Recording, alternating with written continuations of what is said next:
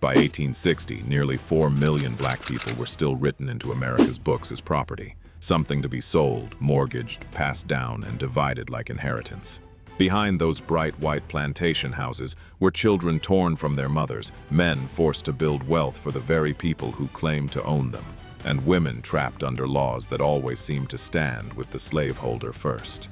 But what those families feared most was not a runaway in the night, because a runaway could still be hunted.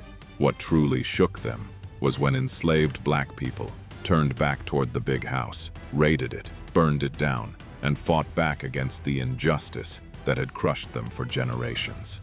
This is Hidden Black Chronicles, and together we bring buried stories back into the light. Today, we step into 10 ways enslaved black people rose up and made slaveholding families tremble. Number 1. Night raid on the slave owner's house. On southern plantations, the big house often stood in the best spot, the brightest spot, the place that looked the most peaceful from a distance. Inside that house, slave owners could talk about crops, money, debts, and business, then casually decide whether an enslaved mother would lose her child, or whether an enslaved husband would be sold far away, all through a single signature or a name written into a property ledger. By 1860, nearly 4 million black people were still recorded in America as property that could be bought, sold, and inherited. So for the people forced to serve around that house, fear was tied to every corner of it. They knew that house was where orders came from, where one signature could tear a family apart. And when they rose up, they went straight back to the big house, the place where slave owners once believed fear would never reach them. That is why a night raid on the slave owner's house became one of the deepest nightmares of slavery. During the day, enslaved people could be forced to lower their eyes as they walked those halls, serving meals, opening doors, cleaning rooms, and hearing their own names called as if they were objects. But on a night of revolt, those same familiar paths became the road that carried fear back toward the slave owner. In that moment, the big house was no longer just the peaceful home of a slave-holding family. It became the place where bills of sale, debts, punishments, and decisions that had torn apart countless black families were kept. In the history of resistance that struck directly at the slave owner's house, Nat Turner became the name that haunted the South the longest. In August 1831, in Southampton County, Virginia, Turner and those who followed him began their uprising at the home of Joseph Travis, the man who held him in slavery. For slave owners, what shook them was not simply the idea of an enslaved person running away from a plantation. They already knew how to answer that with patrols, reward notices, and advertisements in the newspapers. What kept them awake was the thought of an enslaved person turning back toward the big house, the place where the master had always believed his orders would be obeyed. From the Travis home, the uprising spread through Southampton and struck several slave-holding households. About 55 white people were killed, a number that stunned the slave-holding South. But if we only look at that number, we miss the history that had been pressed down long before that night. Enslaved children sold away from their parents, husbands and wives separated because of a slave owner's debts. Evenings inside cabins where black people were treated no differently from merchandise. The uprising in Southampton became the moment fear traveled in the other direction, from the slave quarters back to the very doorstep that had sent it down for generations. After Southampton, slave owners were no longer only afraid of the name Nat Turner. They feared what that name had awakened. A person forced to serve could still remember every hallway inside the big house. A person forbidden to learn could still read the Bible and speak about freedom. A community torn apart could still rise together. And if the people called property could still organize and stand up as one, then what had the slave owner ever truly controlled? The retaliation came quickly. Nat Turner was captured, tried, and executed. About 56 black people were legally executed after the uprising, while many others were killed in waves of retaliation outside the courts. Virginia and other slave states tightened restrictions on black literacy, gatherings, movement, and preaching. A system that claimed to be so strong suddenly feared books, prayers, and conversations after the workday ended. Perhaps they had seen what frightened them most. The people they tried to turn into property still had memory, still had the will to rise against them, and still understood where the true keys to power were kept. Today, the meaning of this uprising is not only about retelling the fear felt by slaveholding families, it is about what that fear forced America to face. Enslaved black people were never just names sitting quietly in property records. Nat Turner and those who followed him made the big house lose its sense of being untouchable. Because for the first time, the place that had issued the orders also had to face the consequences of those orders. And today, when many old plantations are still described as architectural heritage or reminders of the Old South, this story asks us to look deeper into those beautiful rooms. Who built them? Who was sold from them? And why the people once forced into silence chose to rise from the very place where that power began. Number 2. Fighting back inside the cabin. In 1850, Missouri recorded more than 87,000 black people living under slavery. But those numbers did not sleep out in the fields. After each day of labor, they returned to small cabins where families tried to hold on to whatever warmth was left after the world outside had treated them like property. Yet for many enslaved black women, even that small room could not protect them. A slave owner could still come at night, still cross that doorway as if the body and the sleep of the person inside belonged to him too. If even a bedroom could not keep someone safe, then where was an enslaved person supposed to find shelter?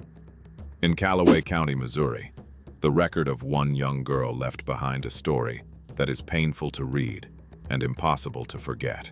In 1850, Robert Newsom bought her when she was about 14 years old. From that day on, her life was pulled into a cabin near the slave owner's house, close enough for him to come whenever he wanted, yet hidden enough for her cries for help to be ignored. For 5 years, according to court records, Newsom repeatedly abused his power over her. By 1855, she was about 19 years old, already a mother, pregnant again, and still living in a place where even the door to her sleeping room could not truly protect her. Before she fought back, she tried to ask for help. She asked someone in Newsom's family to intervene, hoping he would stop.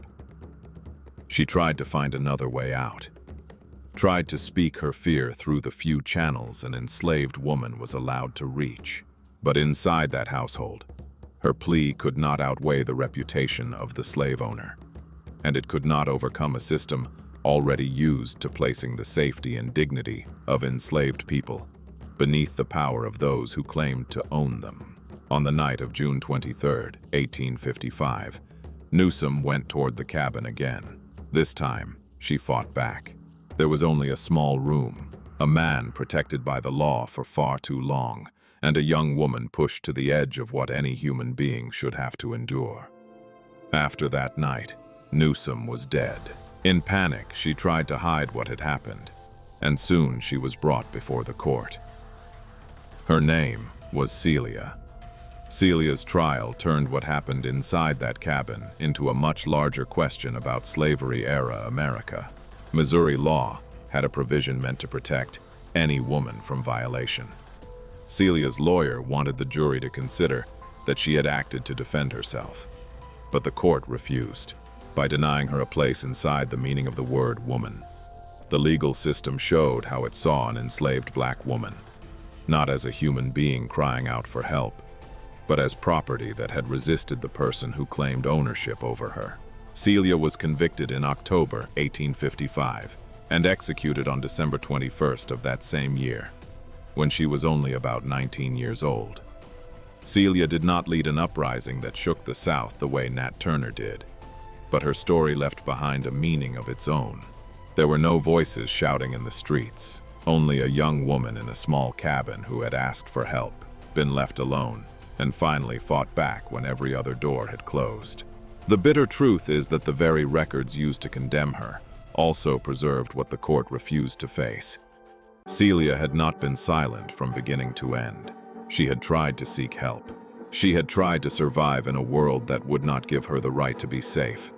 And when her name is spoken today, That cabin in Missouri is no longer just a dark corner of a slavery record. It becomes a place where history has to pause and remember that a black woman was once pushed outside the protection of self-defense, yet still left a trace that history could never fully turn away from. Number 3. Burning down the slave owner's plantation. By the late 18th century, Saint-Domingue, present-day Haiti, was the richest colony France owned. Its sugarcane and coffee fields fed a massive economy across the Atlantic. At one point, the colony was known for producing a huge share of the sugar and coffee consumed in Europe. But behind that wealth were roughly 500,000 enslaved black people, forced to labor under conditions so brutal that many did not survive long after being brought to the plantations. To the slave owners, the plantation was property. To the enslaved, it was a giant cage. The cane fields, the sugar mills, the storage houses, the tools of labor, all of it worked together like a machine, turning black bodies into sugar, money, and power. So when enslaved people rose up by burning down plantations, they were striking at the very thing that made slave owners rich, the thing that kept the whole system of human trafficking alive. In August 1791, across the northern plain of Saint-Domingue, the uprising broke open. Historical records often connect its beginning to secret gatherings and figures like Dutty Boukman, an enslaved man remembered as one of the voices calling people toward resistance in those early days. In a short time, fear spread from plantation to plantation. The same estates that had forced black people to labor day and night suddenly became the places where slave owners lost control the fastest. When the cane fields burned, when the storehouses burned, what collapsed in front of them was not only property. It was the belief that people chained to the fields would forever protect the wealth of the very men exploiting them. The weight of this uprising came from its scale. One burning plantation could be called an incident. A wave of burning plantations made the entire Atlantic slave world tremble. From Saint-Domingue, that resistance grew into the Haitian Revolution, leading to the birth of independent Haiti in 1804. The first nation in the world founded by formerly enslaved people who rose up and claimed their freedom. Today, the meaning of burning down the plantation is not just in the fire itself, but in what that fire exposed. The wealth of slave owners did not appear out of nowhere. It was built from chained hands, broken families, and lives drained in the sugarcane fields. When enslaved people turned the plantation into a place of resistance, they forced history to face a question empires tried to avoid. If a civilization needed slavery to make sweetness reach the table, whose blood and tears paid for that sweetness? Number 4. Striking slave owner households across the plantations. On January 8, 1811, along Louisiana's German coast, one of the largest uprisings of enslaved people in United States history broke out. Some accounts estimate that several hundred enslaved black people joined, moving along the plantations beside the Mississippi River and heading toward New Orleans. To the slave owners, what terrified them was not only the number of people involved, but the way the uprising spread, from one plantation to the next, from one slave-holding household to another, as if the land they had divided with fences and ownership records had suddenly connected itself into one road of resistance. The name most often tied to this uprising is Charles Deslandes, an enslaved man who played a leading role in its early days. The resistance began at the plantation of Manuel André. André was wounded, his son was killed, and from there, the group of rebels continued moving through other plantations. They were not simply running away from the place that had held them captive. They were moving through the very plantations that had made slave-holding families rich, where big houses, storehouses, cane fields, and slave cabins all stood together like a map of oppression. The uprising was crushed quickly and harshly. Many were captured, executed, and then pushed into cold lines of historical records. But the meaning of what they did not disappear with the crackdown. The German coast uprising showed something slave owners had always tried to deny. Plantations were not separate little worlds, peaceful and untouchable. They were tied together by the same system of exploitation, and they could shake when the people trapped inside that system found one another on the same road. Today, when people speak about the plantations along the Mississippi River, it is easy to picture the big houses, the tree-lined roads, and the stories of old Southern wealth. But behind that quiet image, there was once a group of people walking through January 1811, carrying the memory of stolen labor, broken families, and the belief that if pain could travel from one plantation to another, then resistance could travel that same road too. Number 5. Seizing weapons and attacking the big house. On the morning of September 9th, 1739, near the Stono River in South Carolina, about 20 enslaved black people gathered and did something that shook the colony. They seized weapons, stepped out of forced servitude, and began moving south toward Spanish Florida, a place rumored to offer freedom to those who escaped from the British colonies. In a land where slave owners built their wealth on rice fields, big houses, and bodies worked to exhaustion, that moment felt like a door being kicked open in the middle of history. The name most often connected to this uprising is Jemmy, an enslaved man believed to have played a leading role. He and those who moved with him understood what kept them under control: white law, patrols, the big house, and the guns that always seemed to belong to the slave owner. So taking weapons was not simply preparation for escape. It was a reversal that made slaveholders step back. The very tools once used to guard black people were suddenly in the hands of those who had been guarded for far too long. As the rebels moved through settlements and plantations, fear spread faster than any newspaper could carry it. Slave owners were terrified because they realized the people forced to work in the fields were not as powerless as they had told themselves. Once those people stood together, the big house, the patrols, and the laws of the slaveholder no longer felt as solid as they once had. The Stono uprising was crushed quickly, but South Carolina still answered with the Negro Act of 1740, a law that tightened control over black life by restricting movement, gatherings, literacy, and the ability to earn or sustain an independent life. That response showed that slaveholders were not only afraid of weapons in the hands of the oppressed, they were afraid of black people meeting one another, organizing together, and turning the dream of freedom into something real. Number 6. Taking the fort and striking the plantations on November 23, 1733, on the island of St. John in the Danish West Indies. An uprising began with the very thing slave owners feared most. Enslaved people struck directly at the place the system used to keep them under control. Enslaved Aquamu people took the fort at Coral Bay, and from there, the revolt spread across the plantations on the island. For nearly 6 months, St. John was no longer a peaceful island for plantation owners. It became a place where colonial power was pulled down from the height where it had once believed itself untouchable. For the slave owners on the island, the fort was where they placed their trust. It held guards, weapons, the colonial flag, and the comfort of knowing that if trouble came, the government would step in to protect them. For the enslaved, that same fort cast a shadow over every road toward freedom. It reminded them that behind the big house stood soldiers. Behind the plantation stood guns, and behind every order from a slave owner stood the colonial machine backing him up. So when the Aquamu took Coral Bay, fear moved across St.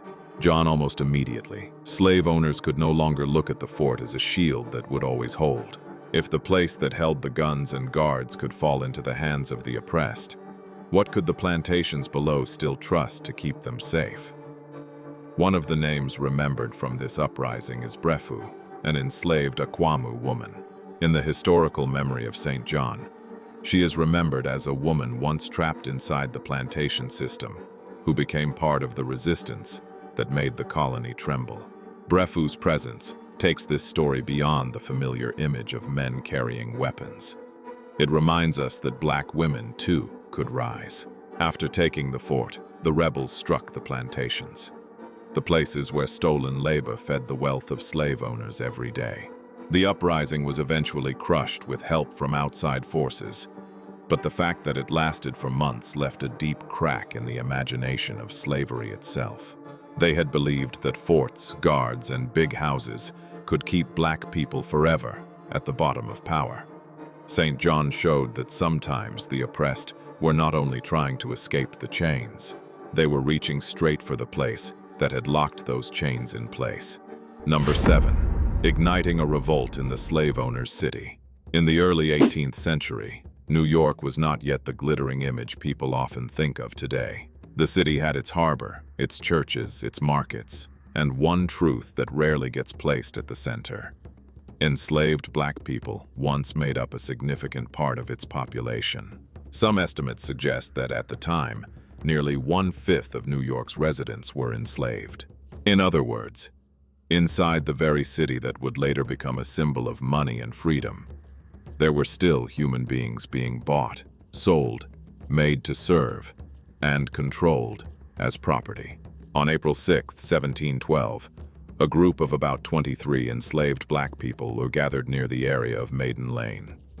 The old records did not preserve their faces or their lives in full. Most of what remains comes through the words of the colonial authorities. But what they did that night sent slaveholding New York into panic. They ignited a revolt in the heart of the city, in a place where white residents had believed that streets, laws, and guards could protect them. The fire from that uprising drew white people toward the scene, and then violence broke out. About 9 white people were killed, and several others were wounded. Afterward, the authorities responded with brutality. Dozens of black people were arrested. Many were executed, and the laws controlling black life in New York became even harsher. What makes this event unforgettable is the way the New York slave revolt of 1712 tore open a familiar illusion. Slavery did not live only on distant plantations. It walked the streets, stood in kitchens, worked along the harbor, and stayed hidden inside the very places America would later call civilized. When that group rose up in the middle of the city, they forced New York to face something it had tried to bury beneath its own paving stones. If freedom belonged only to some people, then whose silence was that city built upon? Number 8. Hijacking the ship and breaking the slave trade route.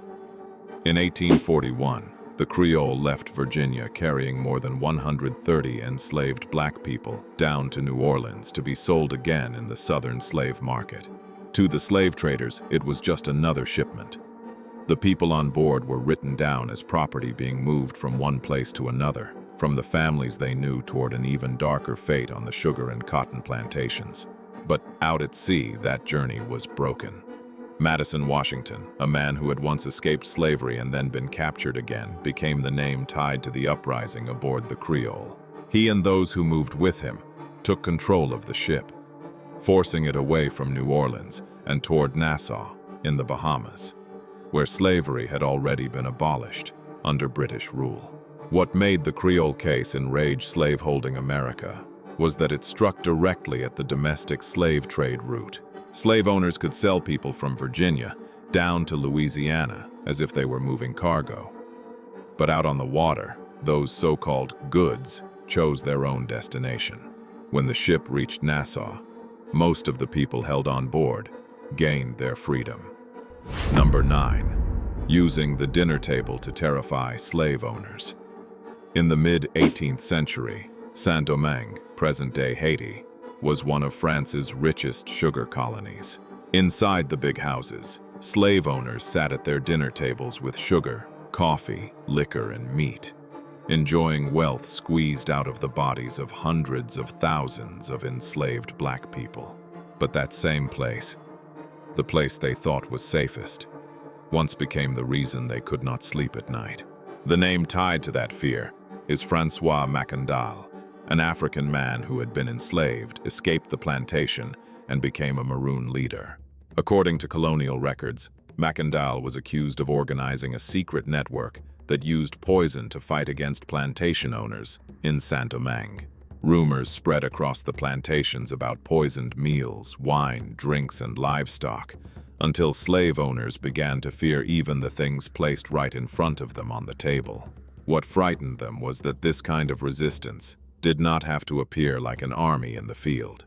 It could, Enter the big house through servants, through the kitchen, through the dinner table, through the very place where slave owners sat comfortably giving orders over other people's lives. In 1758, Mackandal was captured and executed, but his name did not disappear. It remained like a haunting memory in Saint-Domingue. When a system survives by stealing other people's bodies, even the oppressor's dinner can no longer feel completely peaceful. Number 10. Building hidden rebel camps. In 18th century Jamaica, enslaved black people were not only finding ways to escape the plantations and disappear. Many went deep into the mountains and forest, building Maroon communities hidden inside rough terrain where slave owners and British troops struggled to follow. To the plantation class, that became a long nightmare. The people they had treated as property had not only broken away from bondage, they had built places of refuge, organized lives of their own, and returned to resist. One of the most powerful figures remembered from that history is Nanny of the Maroons, the woman who led the windward Maroons in the Blue Mountains. The stories of Nanny Town unsettled the colonial authorities because this was not some temporary hut for runaways. It was a living base, with guards, footpaths, shared memory, and a will to defend freedom at any cost. Today, those hidden rebel camps remind us that freedom can begin in a very small place, a path through the forest, and a community growing quietly beyond the slave owner's control. The stories I told today leave us with one truth. Enslaved black people were never just names sitting quietly in property records. They suffered, they lost, but still found ways to hold on to dignity and freedom in a world that tried to take both away from them. If those voices still leave us silent, help keep them alive one more time. Share this story with someone who needs to hear it. Subscribe to Hidden Black Chronicles as we continue bringing buried stories back into the light. And leave "Remember" in the comments if you believe they should never be forgotten.